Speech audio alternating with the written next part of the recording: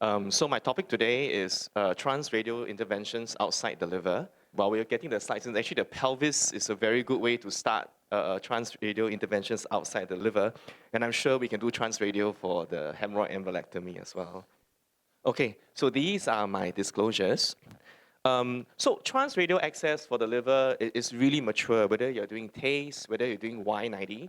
A lot of us are already transradial first, and this is especially for patients that we are doing elective procedures on. They ambulate faster, you have less likely chances of a bleed, and patients do like it better as well.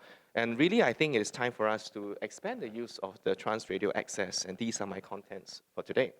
Kidney is actually one of the great ways to start transradial, and it's really because, well, you can see the way that the renal artery is pointing down. So an ordinary MPA catheter will take this very well, whether it's 100 centimeter, a patient's a bit taller, a 125 centimeter MPA. Sometimes there's an angle, you can use a TIG on ultimate 1. So for this case, this is an osteostenosis for a renal artery that we're trying to stent.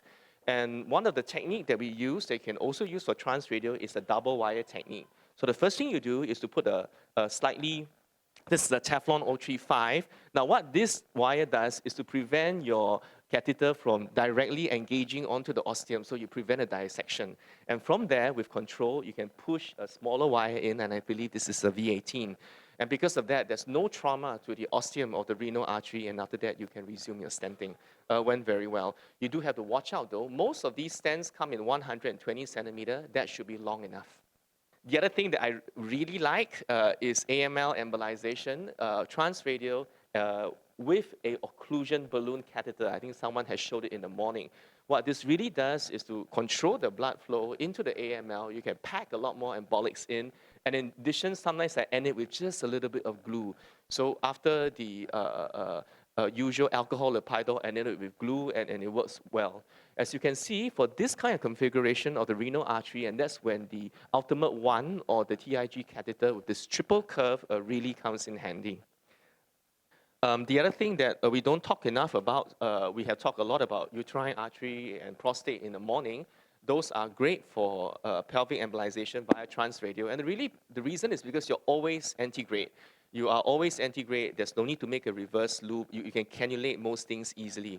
What we don't talk about is actually sometimes in the emergency circumstances, in a pelvic trauma, whereby already there are surgeons, either opening the abdomen or there's a pelvic binder. Sometimes it's not easy to find a place to cannulate the transfemoral artery, the femoral artery. And coming for transradial access can be quite easy for this.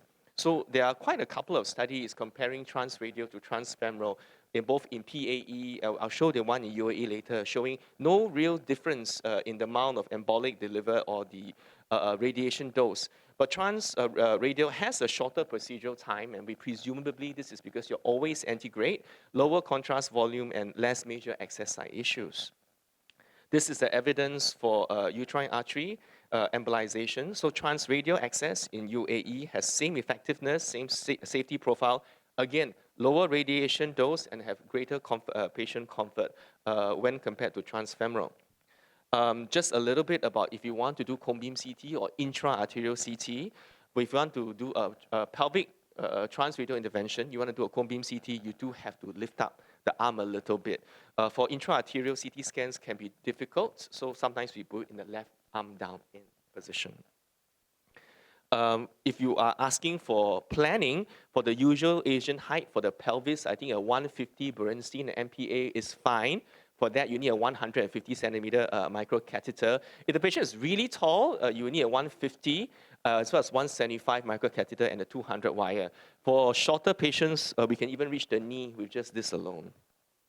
Again, the advantages, you're always antegrade. This is a demonstration of a Walkman loop. It's not that difficult to form for those of us who are not too used to doing this. But what happens with the Walkman loop is sometimes, even after you form it, you'll find that it's not easy to cannulate at this point.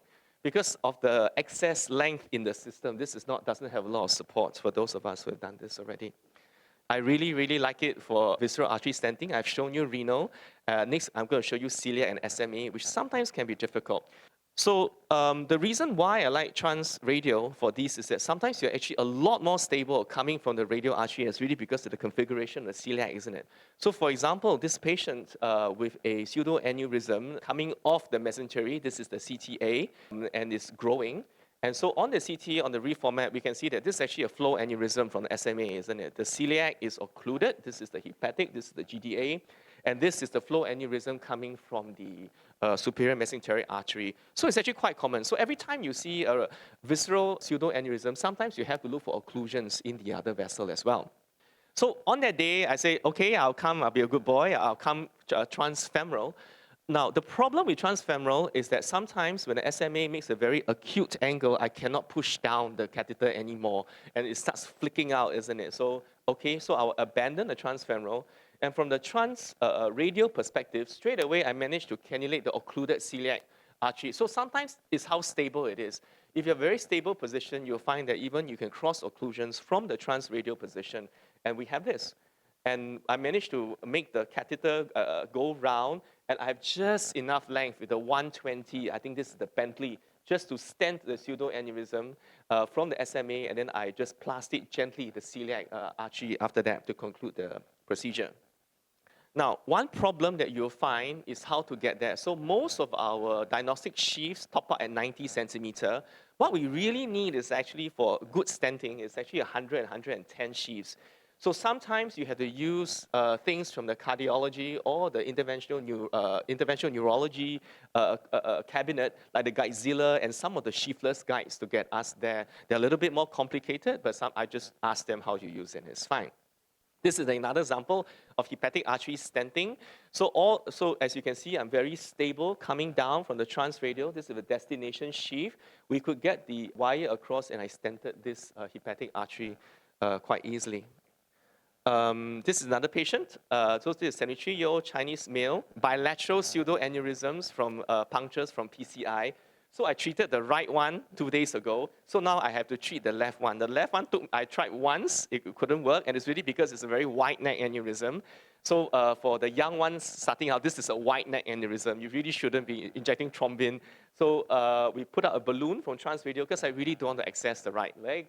I came in from transradial, I inflated the balloon using it, and using that for that to inject thrombin. So personally, I find so next we go to the splenic artery. So again, I like the splenic artery for transradial. It's really because of the configuration of all these ups and downs, as you can see. For the transradial route, you can go down and come out again for this pseudoaneurysm of the splenic artery, and this is from a previous pancreatitis. This is from my colleague, Dr. Changunda, and very easily he managed to call it off and had a very good result. There are some studies comparing transradial and transfemoral for splenic artery embolization. Technical success was the same, but they find that from the transradial perspective, the splenic cannulation was shorter and they used fewer catheters. We have heard about prostate this morning from Dr. Chung, so I'd just like to demonstrate one case. So this is a patient. So in Singapore General Hospital, we have a cancer pain MDT. So this is where we ask all the different specialties, DRO or orthopedics, to talk about the cancer pain patient. So they show us this patient with adenoid cystic carcinoma metastasized to the lumbar spine with pain. So when we look through so what we do is that we look through the scan to identify the pain. But we also saw the patient was an indwelling catheter on the scan. Seen the urologist offered nothing. So we decided to offer embolization for both the prostate and the spinal, the prostate, which is a benign disease, and the spinal tumor, which is a malignant disease, on the same setting. And it's really so that we want to palliate the patient. So we started with the prostate. We had a good result from the prostate, and after that we went to the spine to embolize the adenoid cystic carcinoma. And a few weeks after embolization, he's off catheter and he has no more pain.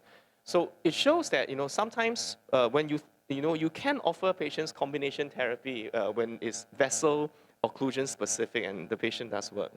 There are now interests in doing peripheral artery disease, transradial. We haven't started it yet, and really because the consumables are not here. For these, you will need the 150 centimeter balloons and the 4 meters wires just to make it work. So this is new and up in the horizon. These are mostly US consumables, so we're waiting for that as well. Something that we have been doing though is for arteriovenous fistula maturation. So for those of us who do, sometimes when the arteriovenous fistula is not mature, cannulating the very small veins itself can be difficult, and then you may cause another stenosis later. So for example, this is a RCAVF coming here. So normally for these, we will access here, isn't it? And we'll come retrograde and we'll balloon those later. So when you come transradial, you leave all this alone, things that you do not want to puncture. You access the transradial from the more distally, you put out your balloons, and after that you get a good result. And also you get good bleeding control, you just put a band after that. Certainly, we have talked about TAME in the morning. We have tried MSK embolization from the transradial perspective. I think shoulders are wonderful. Elbows can be very tricky because they're called recurrent vessels. In a really short patient, you can do the knee from the transradial perspective. For example, this is the shoulder. We get most things from the shoulder from a transradial perspective. You can do the knee as well. For example, for these quite short patients, we navigated the radial loop, come down, and we finished the geniculate artery embolization post-total knee. Sometimes if you have a combined procedure, so for this patient, they just want to embolize the pelvic tumor first, followed by ablation. With the patient prone, you can actually access the radial arteries very well as well, and you can do a combined procedure in the room. So in conclusion, transradial procedures outside the liver is feasible. I think the pelvis, kidney, shoulders are good and are very, very good indications. Cilia and SMA stenting, you may have to try either methods to find which is better. And with that, I thank you.